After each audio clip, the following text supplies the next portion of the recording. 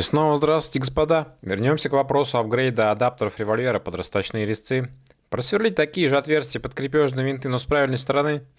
Сомнительная история. Прижим будет плохой и будут вибрации. Поэтому сверлим отверстия по технологии сына маминой подруги, максимально разнеся их по сторонам адаптера. Там они будут конфликтовать с крепежом самого адаптера к револьверу, но этот вопрос тоже решаемый. Всего лишь потребуется фреза или цыковка подходящего диаметра. Заглубляем колодцы под крепежные винты, чтобы головка винта не конфликтовала с прижимным винтом. Сверлим 3 отверстия для прижимных винтов и режем резьбу.